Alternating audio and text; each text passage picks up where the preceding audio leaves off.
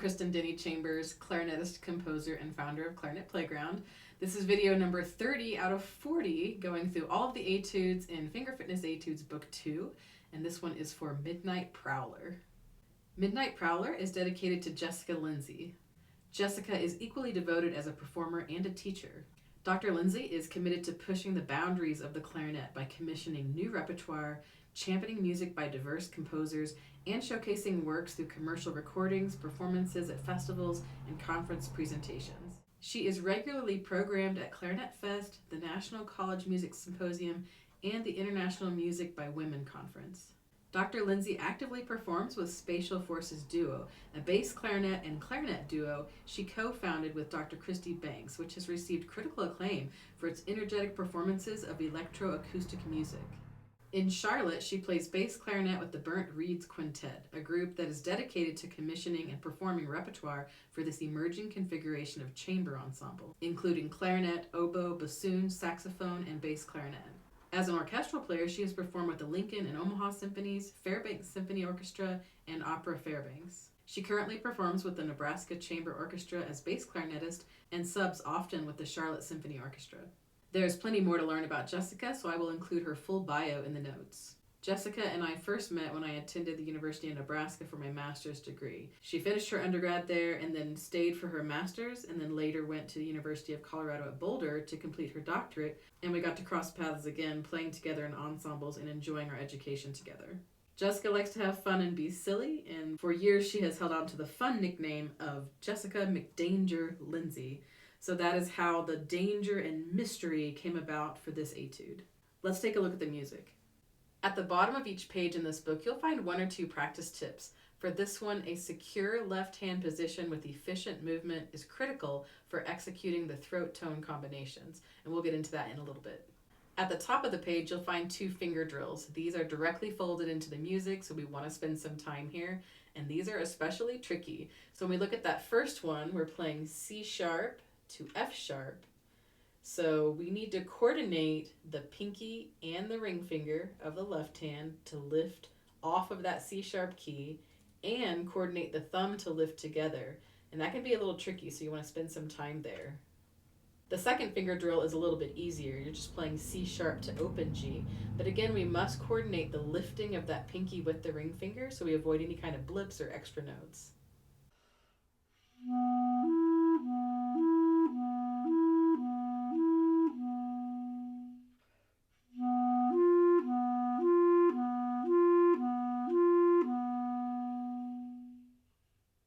For the style and character, we're looking at andante with a bit of danger and mystery, and this basically stays the same throughout, sort of a sly and creepy character.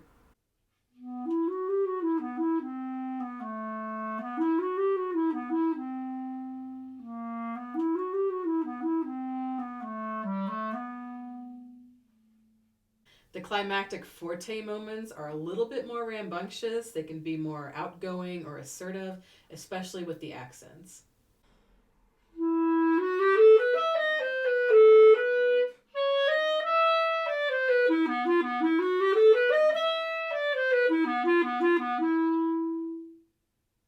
For rhythm, we have 16th notes, lots of them, some dotted 8th, 16th, 8th, and 2/16th, dotted quarter notes, a few eighth notes, one half note, and one whole note.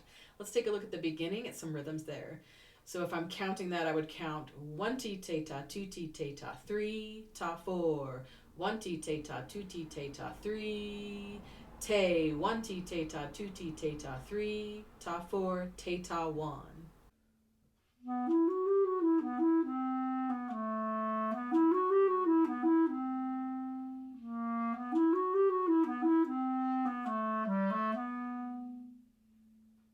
In measure 8, we have 1 T ta ta, 2 te 3.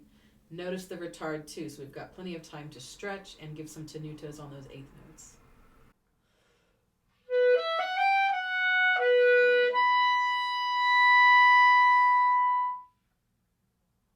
In measure 21, we have some 16ths leading to 8ths and then quarter notes. Notice also we have a molto writ leading to a fermata there. So I would count that 1 T ta ta, 2 te 3 4.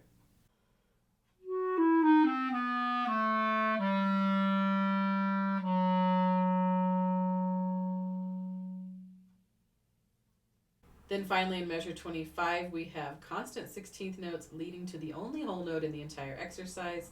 We also have a molto rallentando, so we're going to be slowing down gradually.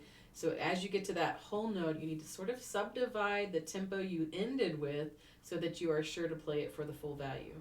I will count that with the molto rallentando and think about subdividing in your head as you play the long note. 1 ti teta, 2 ti teta, 3 ti teta, 4 ti teta, 1, 2, 3, 4, off.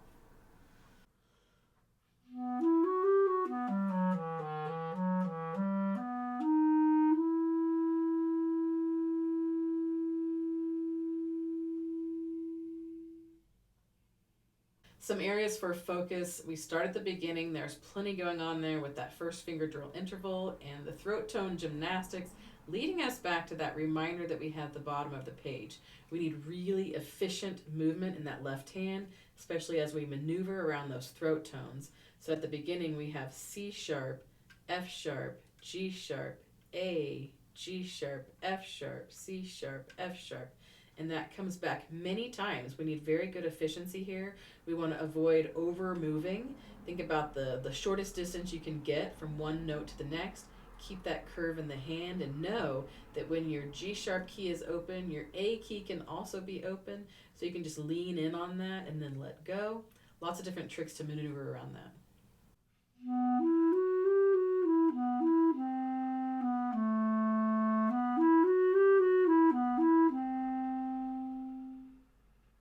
There are plenty of moments where we need to choose pinkies in advance and get ready for flips.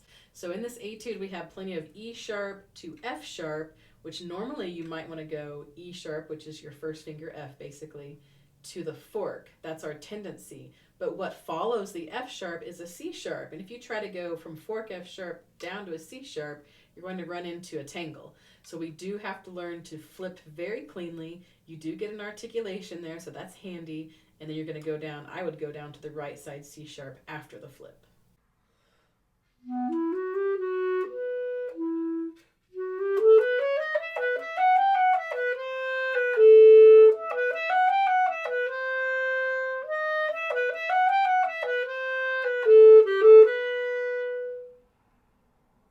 The B theme could get you a little tangled up, so we want to spend some time here. First, we're going to start with the left side F sharp, so that we're ready for right side G sharp.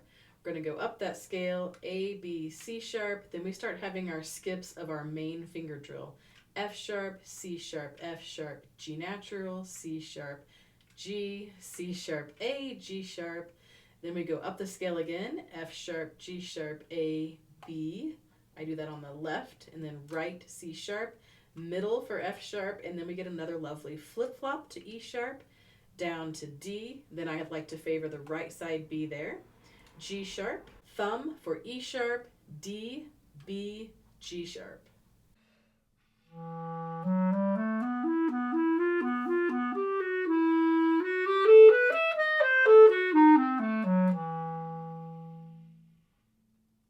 Now we'll review those moments where we have forte and flips. And measure 12 is where we'll encounter the first one. So if we take a look at that, we've got F sharp, G sharp, A, B, C sharp, just going right up the scale.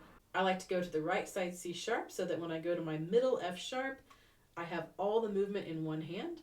Then I'm going to flip-flop to the first finger for E sharp, D, left side C sharp, right side B, left side C sharp, because we're setting up for that D sharp.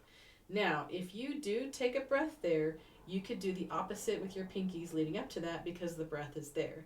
If you wanted to make it smooth no matter what, whether you take the breath or not, then you'll want to do what's written here on the page. So then we have D sharp, first finger E sharp again. Remember that accidental is going to carry through. And then we flip again, and that sequence just kind of keeps coming back over and over again.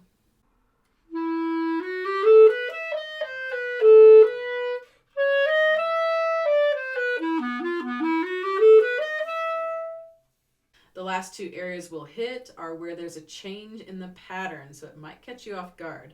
So here at measure 20, we go up the scale like we've been doing, very familiar. We have the flip-flop, but then we're going down a scale, a complete scale, instead of ending up with a chord or some other kind of pattern. So we want to be ready for that. So if we look at measure 20, we're going up the scale, F sharp, G sharp, A, B, C sharp, middle finger for the F sharp, flip, and then D, C sharp, B, A, G sharp, side key for your F sharp, thumb for E sharp, G sharp, side key again, thumb for E sharp again, then D, C sharp, B, A, G sharp.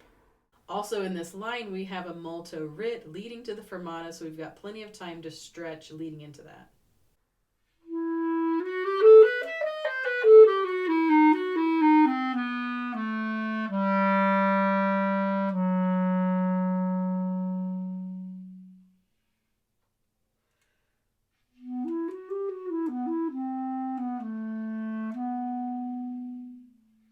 Finally, at the end, we have another changing pattern, and we need to set up the ending with the molto rallentando. So if we look at measure 25, we have our pattern that we've seen a bunch, C sharp, F sharp, G sharp, A, G sharp, then a skip down to C sharp, A, G sharp on the right. So as long as you start on the right, then you alternate, you'll be fine. If you have the alternate key for that G sharp, A flat key, you have other choices. But if you're like me and you just have a plain clarinet, then you're going to start on the right, and as long as you alternate, you'll be fine. So we start with that G sharp, left side for F sharp, right side for E sharp, left side for F sharp, G sharp on the right, left side for F sharp, and then we're skipping up to the A, C sharp, thumb for the E sharp, and then side key. Or, since the F sharp is a very long note, if your side key F sharp has a questionable tone, or maybe the intonation is something that you would rather not deal with, you might want to flip there very delicately so that you can land on the top finger for that final F sharp that you hold so long and it's very exposed.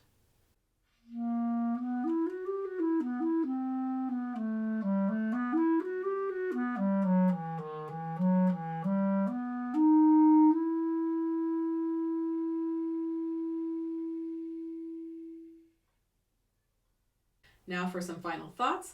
Midnight Prowler has a lot more twists and turns than it might seem on the surface. In F sharp minor, there are plenty of accidentals, and those lovely E sharps with the flips take some time to iron out. Imagine a black cat slyly strolling around in the midnight hours as you set the scene with your smooth and sultry character, evoking a bit of danger and mystery. This is a fun etude to learn during the month of October, so how fitting. Enjoy.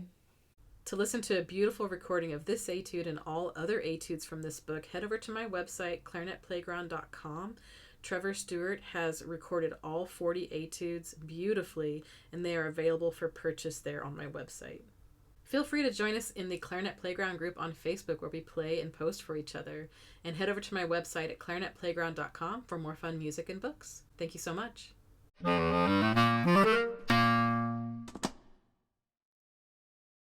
Oh no, that was just the first one.